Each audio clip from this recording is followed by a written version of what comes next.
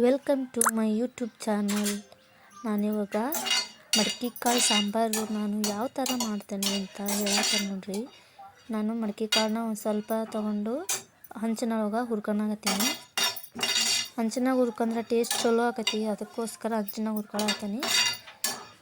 ಈ ವಿಡಿಯೋ ನಿಮಗೆ ಇಷ್ಟ ಆದರೆ ವಿಡಿಯೋಗೆ ಲೈಕ್ ಮಾಡಿ, ಶೇರ್ ಮಾಡಿ, ಸಬ್ಸ್ಕ್ರೈಬ್ ಮಾಡಿ. ಚೆನ್ನಾಗಿ ಹುರ್ಕೋಬೇಕು. ಅದು ಹುರ್ಕೊಳ್ಳೋದಂದ್ರೆ ಫುಲ್ ಬ್ಲಾಕ್ ಆಗೋರು ಹುರ್ಕೋಬಾರ್ದು, ಒಂದು ಸ್ವಲ್ಪ ಬಿಸಿ ಆದರೆ ಸಾಕಾಕೈತಿ. ಈಗ ಚೆನ್ನಾಗಿ ಹುರ್ಕೊಂಡ್ಮೇಲೆ ಅವನ್ನ ತೆಗಿಯಕತ್ತೀನಿ ನೋಡ್ರಿ. ತಕ್ಕಂದೀಗ ಕ್ಲೀನಾಗ ತೊಳಿಬೇಕು. ಅದು ಕಿವುಚಿ ತೊಳೆದ್ರೆ ಸಿಪ್ಪಿ ಎಲ್ಲ ಸ್ವಲ್ಪ ಸಿಪ್ಪಿ ಬರ್ತೈತೆ, ಪೂರ್ತಿ ಬರಲ್ಲ, ಕ್ಲೀನ್ ಆಗ್ತಾವೆ ಕಾಳೆಲ್ಲ ಕ್ಲೀನ್ ಆಗ್ತಾವೆ. ಅದಕ್ಕೋಸ್ಕರ ಕ್ಲೀನಾಗಿ ತೊಳೆದಿಟ್ಕೊಂತೀನಿ. ನಾನು ಅದಕ್ಕೆ ಮಸಾಲ ರೆಡಿ ಮಾಡ್ಕೊಳಕತ್ತೀನಿ. ಟೊಮಾಟೊ, ಬೆಳ್ಳುಳ್ಳಿ, ಶುಂಠಿ ಮತ್ತು ಹಸಿ ಕೊಬ್ಬರಿ, ಈರುಳ್ಳಿ, ಕೊತ್ತಂಬರಿ. ನಾವು 1.5 ಅಷ್ಟು ಟೊಮೆಟೊ ತೊಗೊಂಡೇನಿ, ಯಾಕಂದ್ರೆ ಸ್ವಲ್ಪ ಹುಳಿ ಇರಲಿ ಸ್ವಲ್ಪ ಅಂತ.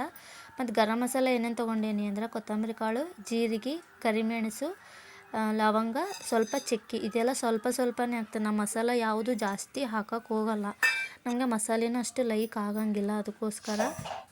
ಮತ್ತು ನಾನು ಒಂದು ಪಾತ್ರೆಗೆ ಎಣ್ಣೆ ಹಾಕ್ಕೊಂಡೆ ನೋಡ್ರಿ. ಬಿಸಿ ಆದಮೇಲೆ ಇದಕ್ಕೆ ನಾನು ನಮ್ಗೆ ಎಷ್ಟು ಬೇಕು ಅಷ್ಟು ಎಣ್ಣೆ ಹಾಕೋಬೋದು. ಮತ್ತು ನಾನಿವಾಗ ಇದಕ್ಕೆ ಡೈರೆಕ್ಟಾಗಿ ಖಾರ ಪುಡಿ, ಉಪ್ಪು, ಅರಿಶಿನ ಪುಡಿ ಇದು ಮಾತ್ರ ಮೇನಾಗಿ ನಾನು ಡೈರೆಕ್ಟಾಗಿ ಎಣ್ಣೆಗೆ ಹಾಕ್ತೀನಿ.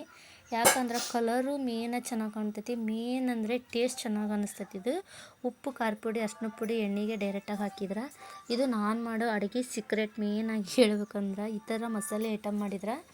ಮತ್ತು ಇದು ಸ್ವಲ್ಪ ಲೋ ಫ್ಲೇಮಲ್ಲೇ ಇರಬೇಕು. ಇದು ಕಪ್ಪು ಆಗಬಾರ್ದು. ಖಾರ ಪುಡಿ ಇಮ್ಮಿಡಿಯೇಟ್ ನಾನು ಮಸಾಲ ರುಬ್ಬಿಟ್ಕೊಂಡಿದ್ನಲ್ಲ ಅದನ್ನು ಹಾಕ್ತಾನೆ ನೋಡ್ರಿ. ಈಗ ನೋಡಿರಿ, ಅರಿಶಿನ ಪುಡಿ ಹಾಕಿದ್ದೆ. ಇವೇ ಮೂರು ಇಂಗ್ರೀಡಿಯೆಂಟ್ಸ್ ಹಾಕಿದ ಕೂಡಲೇ ನಾನು ಮಸಾಲ ರುಬ್ಬಿಟ್ಕೊಂಡಿದ್ನಲ್ಲ ಅದನ್ನ ಹಾಕ್ತಾನೆ ನೋಡ್ರಿ. ಈಗ ಮಸಾಲೆ ಹಾಕಕತ್ತೀನಿ.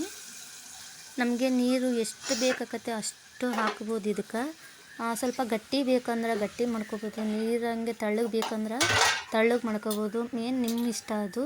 ಸಾಂಬಾರು ಒಬ್ಬರು ತೆಳ್ಳನ್ನು ಇಷ್ಟಪಡ್ತಾರೆ, ಸ್ವಲ್ಪ ಗಟ್ಟಿ ಇರೋದು ಇಷ್ಟಪಡ್ತಾರೆ. ನಮಗೊಂದು ಸ್ವಲ್ಪ ಮೀಡಿಯಮ್ ಇರಬೇಕು, ತೆಳ್ಳಗೂ ಇರಬಾರ್ದು, ಈ ಥರ ಗಟ್ಟಿನೂ ಇರಬಾರ್ದು, ಆ ಥರ ಇರಬೇಕು. ನಾನು ಆ ಥರ ಮಾಡ್ತೇನೆ ನೋಡ್ರಿ. ಈಗ ನೋಡಿರಿ ಎಷ್ಟು ಚೆನ್ನಾಗಿ ಕಾಣತೈತಿ. ಮಸಾಲೆ ಚೆನ್ನಾಗಿ ಎಣ್ಣೆ ಹಿರ್ಕೊಂತೈತದ, ಆವಾಗನೇ ಟೇಸ್ಟ್ ಚೆನ್ನಾಗಿರ್ತೈತಿ ನೋಡ್ರಿ. ಈಗ ಕಾಳು ಹಾಕಕತ್ತೀನಿ, ಕ್ಲೀನಾಗಿ ತೊಳೆದಿಟ್ಕೊಂಡಿರೋದು ಕಾಳು. ನಾನು ಸಾಂಬಾರಿಗೆ ಜಾಸ್ತಿ ಕಾಳು ಹಾಕೋಂಗಿಲ್ಲ, ಪಲ್ಯಕ್ಕೆ ಜಾಸ್ತಿ ಮಾಡೋದು ನಾನು. ಯಾಕಂದ್ರೆ ಕಾಳು ತಿನ್ನಂಗಿಲ್ಲ ಸಾರು, ನಾನು ಅದು ಫ್ಲೇವರಿಗೋಸ್ಕರ ಅಂತೇಳಿ ಅನ್ಕೋಬೋದು. ಆ ಥರ ಹಾಕ್ತೇನೆ ನಾನು. ಒಂದು ಹಿಡಿಗಿನ ಒಂದು ಮುಟ್ಟಿಗೆ ಅಷ್ಟು ಇರ್ತವೆ ನೋಡ್ರಿ, ಅವು ಅಷ್ಟು ಇರ್ತೈತೆ ಅದು. ನೋಡಿರಿ ಎಷ್ಟು ಚೆನ್ನಾಗಿ ಕಾಣತೈತಿ. ನಾನು ತೋರ್ಸಕತ್ತೇನೆ ನಿಮಗೆ ಹತ್ತಿರದಿಂದನೇ. ಭಾಳ ಅಂದ್ರೆ ಭಾಳ ಚೆನ್ನಾಗಿ. ಈಗ ಮೇನ್ ಖಾರ ಪುಡಿ ಭಾಳ ಚಲೋ ಐತ್ರಿ. ಇದು ಮೆಣಸಿನ್ಕಾಯಿ, ದ್ಯಾವನೂರು ಮೆಣಸಿನ್ಕಾಯಿ ಟೇಸ್ಟ್ ಚಲೋ ಇರ್ತೈತಿ, ಆರೋಗ್ಯಕ್ಕೂ ಚಲೋ. ಮತ್ತು ಮಕ್ಕಳಿಗೆ ಆಯ್ತು ನಮಗಾದ್ರೂ ಹೊಟ್ಟೆನೂ ಉರಿ ಬರೋಂಗಿಲ್ಲ, ಹೊಟ್ಟೆನೂ ನೋಯ್ಸೋಂಗಿಲ್ಲ. ಆದರೆ ಅದು ರೇಟು ಜಾಸ್ತಿ ಇರ್ತದೆ. ಸ್ವಲ್ಪ ರೇಟು ಪರವಾಗಿಲ್ಲ, ಬಟ್ ಟೇಸ್ಟ್ ಮೇನ್, ನಮ್ಮ ಆರೋಗ್ಯ ಮೇನ್ ಅಲ್ರಿ ಅದು. ಅದಕ್ಕೋಸ್ಕರ ನಾನು ಮತ್ತೆ ನೀರು ಹಾಕ್ಯಂಡು ನೋಡಿರಿ ಸಾಂಬಾರಿಗೆ ತೆಳ್ಳಗಿರಲಿ ಅಂಥೇಳಿ. ಅದೇ ಹೇಳಿದ್ನಲ್ಲ, ಈ ಕಡೆ ತೆಳ್ಳನ್ಗಲ್ಲ, ಈ ಕಡೆ ಗಟ್ಟಿನೂ ಇರಬಾರ್ದು, ಈ ಥರ ಮೀಡಿಯಮ್ ಥರ ಇರಬೇಕು ನಮಗೆ ಸಾಂಬಾರು. ನಾನಷ್ಟು ಸಾಂಬಾರು ಇಷ್ಟಪಡಲ್ಲ, ನಮ್ಮ ಮನೆಯವರಿಗೆ ಮತ್ತು ನನ್ನ ಮಗನಿಗೋಸ್ಕರನೇ ನಾವು ಸಾಂಬಾರು ಮಾಡೋದು. ನೋಡಿರಿ ಎಷ್ಟು ಚೆನ್ನಾಗಿ ಈ ಥರ ಕರೆಕ್ಟಾಗಿ ಉಕ್ಕಲಿಲ್ಲಪ್ಪ ಸಾಂಬಾರು ಅಂದರೆ ಅದು ಒಂದು ಸೀಕ್ರೆಟ್. ಏನು ಉಕ್ಕಲಿಲ್ಲ ಅಂತಂದರೆ ಸಾಂಬಾರು ಎಲ್ಲ ಕರೆಕ್ಟಾಗಿ ಪರ್ಫೆಕ್ಟ್ ಐತಿ, ಉಪ್ಪು, ಖಾರ, ಮಸಾಲೆ ಅಂಥೇಳಿ. ಅದು ಉಕ್ಕಿ ಚೆಲ್ತಂದ್ರೆ ಮತ್ತು ಉಪ್ಪು ಕಮ್ಮಿ ಆಗೈತಿ ಅಂತ ಅಂತಾರಂತ. ನಮ್ಮ ಅವ್ವರೆಲ್ಲ ಹೇಳ್ತಿದ್ರು, ಉಕ್ಕಕತ್ತು ಅಂದ್ರೆ ಉಪ್ಪು ಕಮ್ಮಿ ಆಗೈತಿ ಅಂತ ಹೇಳ್ತಾರಂತ. ನೋಡಿರಿ ನಾನೀಗ ಟೇಸ್ಟ್ ನೋಡತ್ತೀನಿ, ಉಪ್ಪು ಕರೆಕ್ಟ್ ಆಯಿತು ಇಲ್ಲ ಅಂಥೇಳಿ. ಪರ್ಫೆಕ್ಟಾಗಿತ್ತು ಉಪ್ಪು ಮಾತ್ರ, ಟೇಸ್ಟೂ ಹಂಗೆ ಚಲೋ ಇತ್ತು ನೋಡಿರಿ. ಈಗ ಸಾಂಬಾರು ಚೆನ್ನಾಗಿ ಕುದ್ದೈತಿ, ಎಣ್ಣೆ ಬಿಟ್ಟೈತಿ ಸೈಡಿಗೆಲ್ಲ. ಈ ಥರ ನಿಮಗೆ ಇಷ್ಟ ಆಯಿತು ಅಂದರೆ ಈ ಸಾಂಬಾರು ನಿಮಗೆ ಒಂದು ಸಲ ಟ್ರೈ ಮಾಡಿರಿ. ನಮ್ಮ ಮನೆಯವ್ರೂ ಭಾಳ ಚೆನ್ನಾಗಾಗೈತಿ ಅಂದರು ಸಾಂಬಾರನ್ನು. ಈ ಥರ ಈಜಿ ಮೆಥಡೆಲ್ಲ ಯಾವುದು ಜಾಸ್ತಿ ಮಸಾಲ ಐಟಮ್ ಹಾಕೋಕ್ಕೆ ಹೋಗಲ್ಲ, ಸಿಂಪಲ್ ಇದ್ದರೆ ಟೇಸ್ಟ್ ಚೆನ್ನಾಗಿರ್ತೈತಿ. ಈ ವಿಡಿಯೋ ನಿಮಗೆ ಇಷ್ಟ ಆದರೆ ಲೈಕ್ ಮಾಡಿ, ಶೇರ್ ಮಾಡಿ, ಸಬ್ಸ್ಕ್ರೈಬ್ ಮಾಡಿ.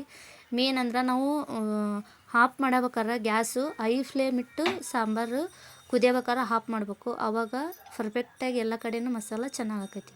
Thank you so much.